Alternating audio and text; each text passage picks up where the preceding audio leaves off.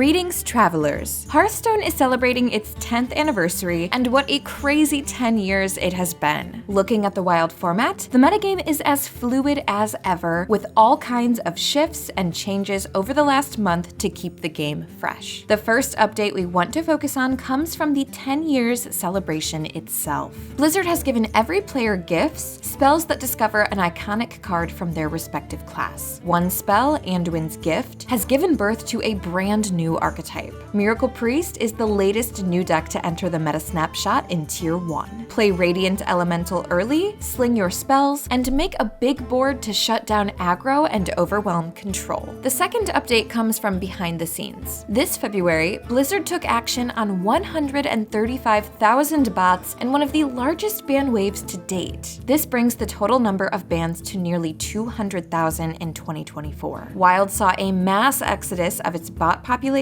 changing the entire metagame across all ranks. The impact was most felt at Diamond ranks, where as much as 30% of the latter consisted of bots. The latest Meta Snapshot has seen numerous changes because of this development. Decks that were heavily botted could now be properly assessed. Take Tier 1, for example. Outside of Miracle Priest, every deck in this tier was known to be heavily botted. That's right, even Shaman, Pirate Rogue, and Aggro Priest make up Tier 1. Even Shaman's power was known to our experts for a while, as was Aggro Priest's, but Pirate Rogue's performance was unprecedented. The deck was weighed down by both bad builds and bots piloting it. With all of the noise gone, however, it's clear that builds running cards like Harmonic Hip Hop and Cold Blood are top tier right now. Just as we've seen the true power of bot decks, our experts have also identified how much certain decks were propped up by bots. Even Warrior, for instance, has cratered in performance now that bots have disappeared. The deck now resides in Tier 3. Reno Shaman has also suffered a similar fate, dropping to Tier 2. All of its matchups into the common bot decks have worsened. There are some other positives to come out of the bot exodus. Several underexplored decks have shown enough promise to appear in Tier 2. The first, Skipper Warrior, is looking like one of the strongest offerings in the game. Players gain as much armor as possible to create a huge burst turn, either with Odin, Prime Designate, or via a Bladed Gauntlet, Bloodsail Raider, and Warsong Commander combo. The archetype is one of the best positioned into the top decks right now. Our conservative ranking is mainly due to its low play rate and propensity for getting hard countered in certain matchups. The next sleeper archetype featured in Tier 2 is Frog Shaman. Despite heavy nerfs months ago, this archetype looks far from dead right now. The deck has historically held strong matchups into aggressive decks and has shown that it's still capable of winning against slow decks as well. Golganeth the Thunderer is a star performer, providing an answer for any of the deck's needs in a given moment. Although the wild metagame has seen a ton of changes in the last few weeks, our experts believe even more changes are on the horizon. Several trends hint that this metagame won't last for very long. Want info on what kinds of changes could impact Wild in the near future? Check out our full Meta Snapshot at tempostorm.com for a detailed outlook on the current and future outlook on the Wild metagame. We offer all of the information you need to stay ahead of the competition. As always, thanks for watching.